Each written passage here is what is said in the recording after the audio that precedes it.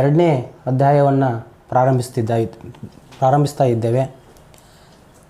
ಈ ಅಧ್ಯಾಯದ ಹೆಸರು ಚುನಾವಣೆಗಳು ಮತ್ತು ಭಾರತದಲ್ಲಿ ಪಕ್ಷ ಪದ್ಧತಿ, elections and party system in India ಅಂತಕ್ಕಂಥ ಅಧ್ಯಾಯ ಇದಾಗಿದೆ.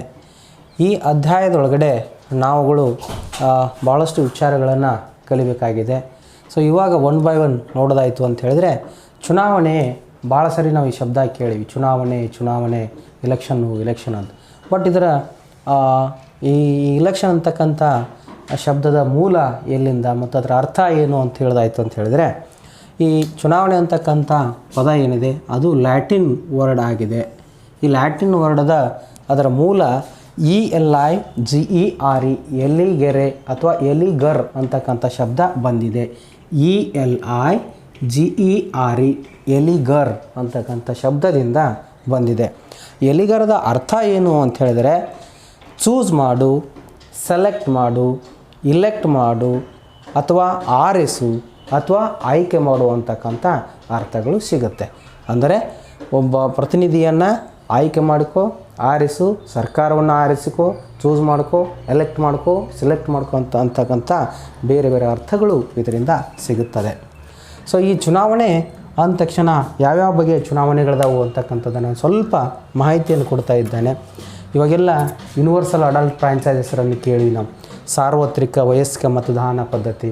ಸಾರ್ವತ್ರಿಕ ವಯಸ್ಕ ಮತದಾನ ಪದ್ಧತಿ ಅಂದರೆ ಏನು ಅಂತ ನೋಡೋದಾಯಿತು ಅಂತ ಹೇಳಿದರೆ, ಪ್ರತಿಯೊಬ್ಬ 18 ತುಂಬಿದಂತಹ ಮನುಷ್ಯ ಅಥವಾ 18 ವರ್ಷನ ಪೂರೈಸಿರ್ತಕ್ಕಂಥ ಯುವಕ ಯುವತಿಯರು ತಾವು ತಮಗೆ ಬೇಕಾದಂತಹ ಪ್ರತಿನಿಧಿಯನ್ನು ತಾವೇ ನೇರವಾಗಿ ಮತಗಟ್ಟೆಗೆ ಹೋಗಿ ಪ್ರತಿನಿಧಿಯನ್ನು, ಸರ್ಕಾರವನ್ನು ಆಯ್ಕೆ ಮಾಡ್ಕೊಳ್ತಕ್ಕಂಥ ಪ್ರಕ್ರಿಯೆಯನ್ನು ನಾವೇನಂತ ಕರಿತೀವಿ, ಸಾರ್ವತ್ರಿಕ ವಯಸ್ಕ ಮತದಾನ ಪದ್ಧತಿ ಎಂದು ಕರಿತೀವಿ. ಅಂದರೆ ಯಾವುದೇ ಭೇದ ಭಾವ ಇರಲಾರದೆ ಜಾತಿ, ವರ್ಗ, ವರ್ಣ, ಲಿಂಗ, ಹುಟ್ಟು ಸ್ಥಳ, ಹುಟ್ಟು ದಿನಾಂಕ ಅಥವಾ ಬಣ್ಣ ಇವ್ಯಾವುಗಳನ್ನು ಪರಿಗಣಿಸದೆ ಕೇವಲ 18 ವರ್ಷ ತುಂಬಿದ ಪ್ರತಿಯೊಬ್ಬರಿಗೂ ಕೂಡ ಅವಕಾಶ ಕೊಡ್ತಕ್ಕಂಥದ್ದು ನಾವು ಏನಂತ ಕರಿತೀವಿ, ಸಾರ್ವತ್ರಿಕ ವಯಸ್ಕ ಮತದಾನ ಪದ್ಧತಿ ಅಂತ ಕರಿತೀವಿ. ಅಂದರೆ ಪ್ರತಿಯೊಬ್ಬರಿಗೂ ಅವಕಾಶ ಬೇಸ್ಡ್ ಆನ್ ಏಜ್, ಅವರ ವಯಸ್ಸಿನ ಆಧಾರದ ಮೇಲೆ ಮತವನ್ನು ಹಾಕಲಿಕ್ಕೆ ಅವಕಾಶ ಕೊಡ್ತಕ್ಕಂಥದ್ದು. ಇನ್ಯಾವ ಸಂಗತಿಗಳನ್ನು ಕೂಡ ಪರಿಗಣಿಸುವುದಿಲ್ಲ, ಕೇವಲ ಒಂದೇ ಒಂದು ಪರಿಗಣಿಸ್ತೀವಿ, ಅದು ವಯಸ್ಸು, ಅದು 18 ಆಗಿರಬೇಕು ಅನ್ನೋದು. ಇದನ್ನು ನಾವು ಸಾರ್ವತ್ರಿಕ ವಯಸ್ಕ ಮತದಾನ ಪದ್ಧತಿ ಎಂದು ಕರೆಯುತ್ತೇವೆ. ದೆನ್ ಸೆಕೆಂಡ್ ಒನ್, ಸಾರ್ವತ್ರಿಕ ಚುನಾವಣೆ ಅಥವಾ ಮಹಾ ಚುನಾವಣೆ. ಇಡೀ ದೇಶದ ತುಂಬ ಏಕಕಾಲದಲ್ಲಿ ಶಾಸಕಾಂಗಕ್ಕೆ ನಡೀತಕ್ಕಂಥ ಚುನಾವಣೆ ಏನಿದೆನೋ, ಅಂದರೆ ಇಡೀ ದೇಶದಲ್ಲಿರ್ತಕ್ಕಂಥ ಎಲ್ಲ ಮತ ಬಾಂಧವರು ಭಾಗವಹಿಸ್ತಕ್ಕಂಥ ವ್ಯವಸ್ಥೆಯನ್ನು ಸಾರ್ವತ್ರಿಕ ಚುನಾವಣೆ ಅಥವಾ ಮಹಾ ಚುನಾವಣೆ ಅಂತ ನಾವು ಕರಿತೀವಿ.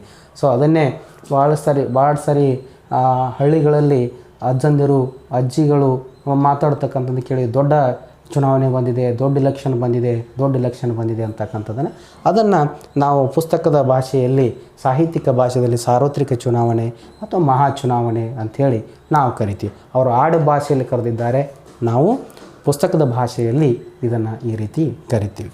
ಇನ್ನು ಮರು ಚುನಾವಣೆ, ಒಂದು ವೇಳೆ ಚುನಾವಣೆ ನಡೀತಕ್ಕಂಥ ಸಂದರ್ಭಗಳಲ್ಲಿ ಏನಾದರೂ ಅಧಿಕಾರಿಗಳಿಗೆ ಅಡೆತಡೆ ಉಂಟಾದರೆ ಅಥವಾ ವೋಟ್ ರಿಗ್ಗಿಂಗ್ಗಳಾಯಿತು ಅಂತ ಹೇಳಿದರೆ, ಅಥವಾ ಏನಾದರೂ ಅಧಿಕಾರಿಗಳನ್ನು ಬಂಧನದಲ್ಲಿಟ್ಟು ತಾವೇ ಅಲ್ಲಿದ್ದಿರ್ತಕ್ಕಂಥವ್ರು ರೌಡಿಸಮ್ ಮಾಡಿ ಅಥವಾ ಇನ್ಯಾವುದೋ ಕೃತ್ಯಗಳನ್ನ ಎಸಗುವ ಮೂಲಕವಾಗಿ ಸರಿಯಾಗಿ ಮತಗಳನ್ನು ಚುನಾವಣೆ ನಡೆಸೋಕ್ಕಾಗದೇ ಇದ್ದಂಥ ಸಂದರ್ಭದಲ್ಲಿ ಮತ್ತೊಮ್ಮೆ ಚುನಾವಣೆಯನ್ನು ಮಾಡಬೇಕಾಗತ್ತೆ.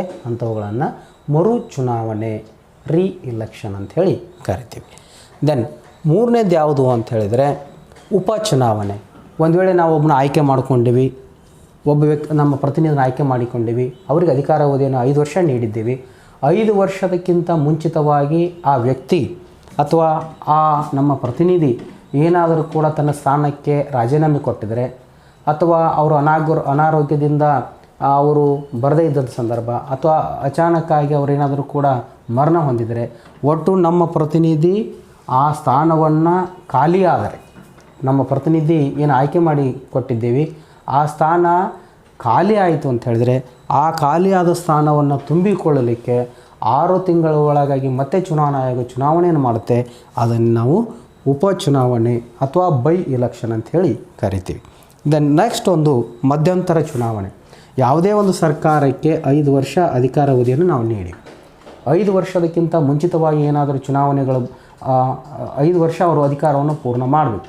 ಒಂದು ವೇಳೆ ಮಾಡದೇ ಇದ್ದಂಥ ಸಂದರ್ಭದೊಳಗಡೆ 5 ವರ್ಷದ ಒಳಗಾಗಿ ಏನಾದರೂ ಕೂಡ 2 ವರ್ಷನೋ 3 ವರ್ಷನೋ 4 ವರ್ಷನೋ ಅಥವಾ 15 ತಿಂಗಳು 20 ತಿಂಗಳು ಆದ ತಕ್ಷಣ ತಮ್ಮಲ್ಲಿ ಏನಾದರೂ ಕೂಡ ಭಿನ್ನಾಭಿಪ್ರಾಯಗಳು ಬಂದು ಸರ್ಕಾರ ಬಿದ್ದು ಹೋಯಿತು ಅಥವಾ ಸರ್ಕಾರ ರಚನೆ ಅವ್ರೇನು ಮಾಡಿದರು ಅದು ಕೊಲ್ಯಾಪ್ಸ್ ಆಯಿತು.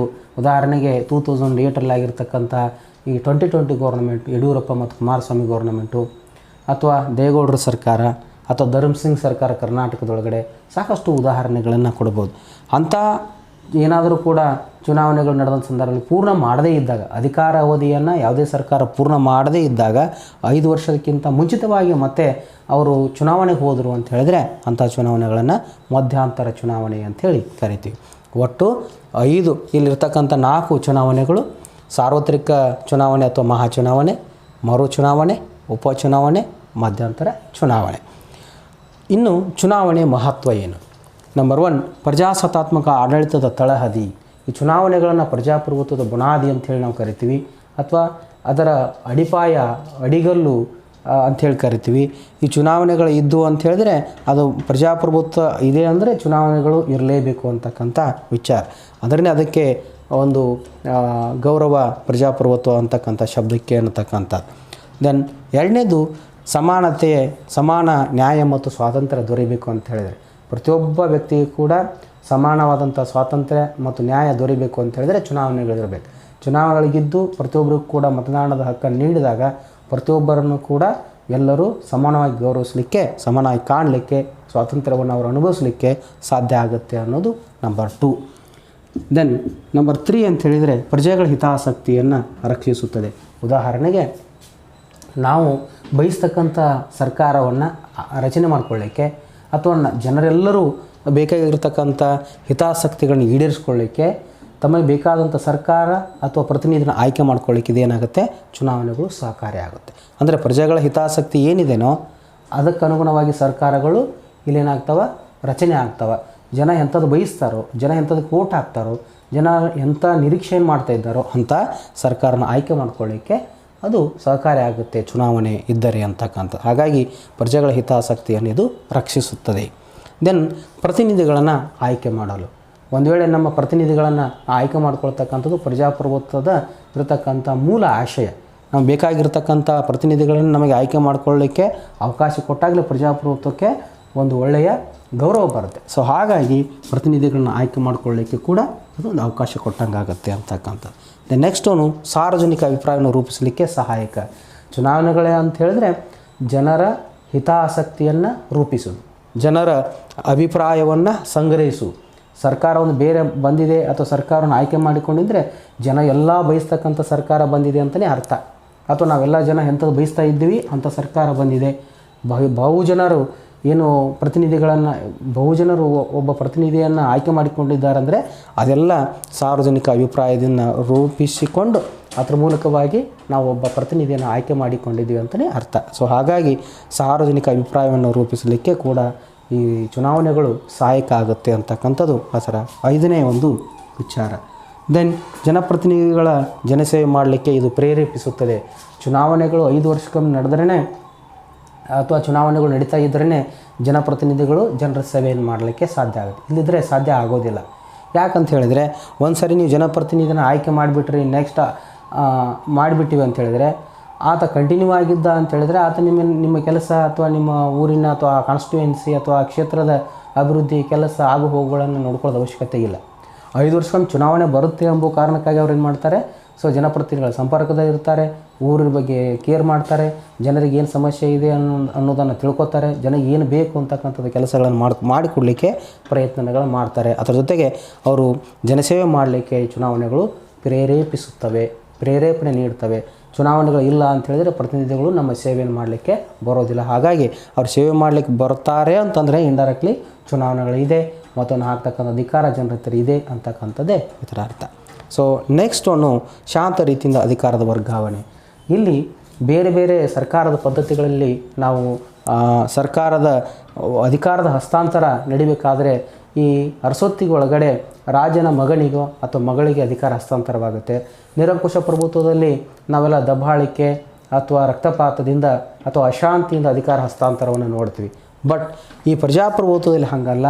ಅಧಿಕಾರದ ಹಸ್ತಾಂತರ ಆಗ್ತಕ್ಕಂಥದ್ದು ಭಾಳಷ್ಟು ಶಾಂತ ರೀತಿಯಿಂದ ಒಂದು ಪಕ್ಷದಿಂದ ಇನ್ನೊಂದು ಪಕ್ಷಕ್ಕೆ ಅಧಿಕಾರ ಹಸ್ತಾಂತರವಾಗುತ್ತದೆ. ಈ ಅಧಿಕಾರ ಹಸ್ತಾಂತರ ಆಗುವುದರಿಂದ ಶಾಂತಿ ರೀತಿಯಿಂದ ನಾವು ಸರ್ಕಾರಗಳನ್ನು ಒಬ್ಬರು ಚೆನ್ನಾಗಿ ಕೆಲಸ ಮಾಡಿಲ್ಲ ಅಂದರೆ ಇನ್ನೊಂದು ಪಕ್ಷಕ್ಕೆ ಅವಕಾಶ ಕೊಡಲಿಕ್ಕೆ ಇಲ್ಲಿ ಭಾಳಷ್ಟು ಅವಕಾಶ ಇದೆ, ಅಧಿಕಾರವನ್ನು ಕೊಡಲಿಕ್ಕೆ ಭಾಳಷ್ಟು ಅವಕಾಶ ಇದೆ ಅಂತಕ್ಕಂಥದ್ದನ್ನು ಇಲ್ಲಿ ಹೇಳ್ತಾ ಇದ್ದಾರೆ. ಹಾಗಾಗಿ ಒಟ್ಟು ಪ್ರಜಾಪ್ರಭುತ್ವದ ದಲ್ಲಿ ಚುನಾವಣೆಗಳ ಮಹತ್ವಗಳನ್ನು ನಾವು ಈ ರೀತಿ ಪಟ್ಟಿ ಮಾಡಿಕೊಂಡು ಅದನ್ನು ನೋಡ್ಬೋದು.